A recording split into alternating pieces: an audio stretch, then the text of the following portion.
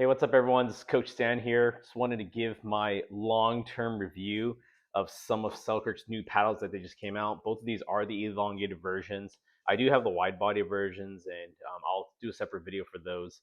But I wanted to quickly talk about the elongated ones because these are going to be the most popular ones. These are the ones that are selling the most at the club that I play at, and just wanted to give my long-term usage and kind of give my thoughts and opinions on these paddles here. So first off, let's look at the SLK Era Power. So this is their 16 millimeter floating honeycomb core type of paddle here. And the one thing I really enjoy about this paddle is it's going to be the paddle that you can just take out of your bag and you kind of already know and expect what it's going to feel like. Uh, the technology and whatnot, it's not that it's brand spanking new or anything, but more importantly, it's a very familiar paddle. I really like and enjoy just this extra long handle, which I'm slowly to grow onto. I was using the Power Air, which had the much shorter handle, and I actually really enjoyed that. And in some scenarios, I do sometimes miss it here and there because the extra long handle here, it's going to create just a little bit more drag. So, really, if you look at the physics of things, just like a wrench that you would use to, let's say, loosen the lug nut on your tires here, when this part or the fulcrum arm is a little bit longer, and a lot of your weight's kind of more on the tail end or further away from kind of where you're going to be holding it. What's going to happen is that weight is going to feel like a little heavier than usual. So that's kind of what I'm experiencing with this now with the shorter handle, because the weight of the paddle head is a little bit shifted closer to where the fulcrum point is, or where the pivot or the point of rotation is going to be. um, I would feel like with a shorter handle, I could get snaps, I could get the flicks. Here with this paddle, it's not as fast, but the trade-off for things like control, with the extra power and the aggressiveness that you get from this paddle, and by adding certain weights here and there, it's going to help kind of move some of the weight points around as well. So that's the one thing I really enjoyed about this, and one thing I've learned to fine tune. um, it's it's the hybrid shape as well. So you kind of, instead of a traditional flat top, it's going to have the slight aerodynamic design. And again, just being able to have the two hands there with my two fingers and on the back there, I'm able to really just push with my left hand, my non-dominant left hand, to really get two-handed drops, which are one of my favorite shots on the left-hand side. And then at the same time, just really just being aggressive and poaching in the middle. So you really get that with this. I really enjoy this, and I'll kind of give my summary thoughts of this compared to the Boomstick at the very end. And what I have here is going to be the brand new, ever so beautiful looking Boomstick here. I love the color scheme. I believe the new weight that they're using, you can't tell even from just the light shining onto my weight, it's a little shiny here. So I think Selkirk quickly took in some feedback and realized, hey, that shine that you're getting here off of LEDs, especially for indoor play, does kind of get a little bright. So they've actually um, dull this up a little bit, so it's a little bit more on the matte side. It actually looks even better in my opinion. So what I have here is kind of the original first iteration of it. And one thing I'm noticing about this paddle, it's hot. I mean, it hits harder than the Yolas. When I hit with this paddle, my entire 11 court facility hears me from one end to the other, from the other, and it's gonna have that boom sound that's gonna be very unique. Full foam type of construction internally, and then the Infinigrit, it's still just as gritty, and it's this is a paddle that really hasn't worn down since using it. And if anything, that's where I would say, if you're looking for a paddle that has the power, has the aggression, because in terms of the paddle shape, they're nearly identical in terms of its shape. So everything I said about the SLK Era earlier, with the two hands, having the two fingers in the back, and being able to really have the same shots and everything.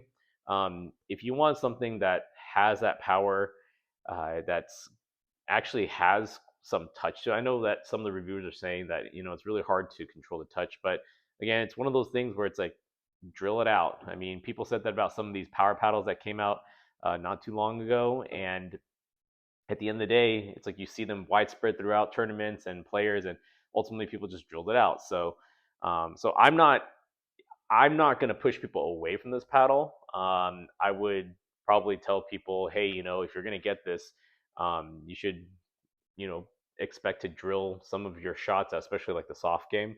And usually people are able to kind of tune it for those who've actually purchased this so far. The perimeter weighting on here on the sides, the inertia weights, these are or the moment of inertia tuning system.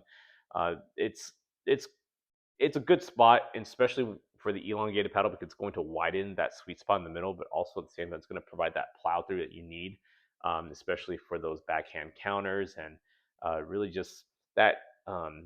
It really does help elevate these shots that we usually find ourselves in a bind in, and that's the one thing I really enjoy about this paddle. Um, Now, comparing these two, even though they're both 16 millimeters, when I do use the SLK Era Power, I do feel like I'm a little bit more maneuverable. Now, I don't know, it could just be optics, or it could be that the edge guard is not as thick as the one that's on the boomstick here.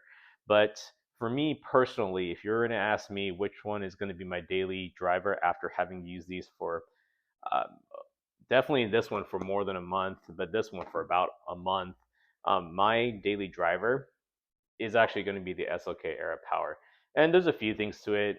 Granted, yes, I work at a Selkirk facility, and there's discounts and whatever available for me.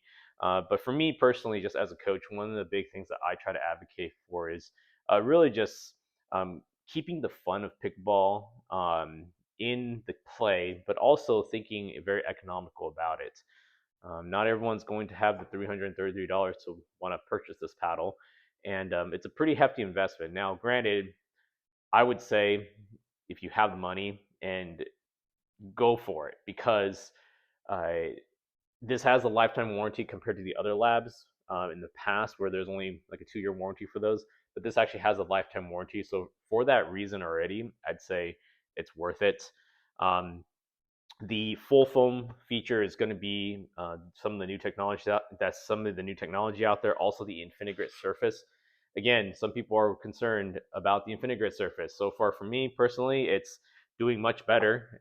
It's truly doing much better than your traditional carbon fiber that I'm seeing here for sure. And if you want something that has like everything, the boomstick is the way to go. And if money's not an issue, go for it. For most people who've at my like I mentioned earlier at my pickleball facility, most people have picked up this guy right here, the SLK Era Power. I think when it comes to the difference, and Selkirk does advertise, a slight 14% power difference between these two. At the end of the day, somewhat negligible, right? At the end of the day, it's like power is power, but if you're not placing the shot well, um, it's that could actually hurt you in the long run. So most people, like I said, is using this, including myself. In addition to just the weighting that you see here, I have a little bit up top here. I am using a extra small Hessa core, and that's going to be the pink colored one. I really enjoy just that thinner grip, but at the same time, you have the ridges there to lock and load your grip to be able to counter, to roll, etc. So that's one thing I've enjoyed thus far. I think for the boomstick, if I wanted to switch over to the boomstick, probably a couple things. I'd probably add a bit more. I have some weight, but I'd probably add a lot more weight down here. Personally, I'd probably take these off. Now I'm not going to, but maybe if there's a version like this where I could take this off. I know there's the UPA version. So if I get my hands on it, then maybe. But I'd probably try them without these weights because these are quite heavy and it's not really the kind of weighting system that I personally like. One thing that I'm thinking about is maybe even adding some flick weights or some handle weight here to really just bring a little bit more control down to the bottom of the paddle. So that's something that I'm thinking about for this paddle as well. But we'll see. I mean, this is my demo paddle, so I don't want to adjust it too much because other people do use it. And I want people to have as the stock experience as best they can. So, anyways, those are just some of my thoughts about long-term usage of these two paddles. Let me know what you think in the comments, and thanks for watching.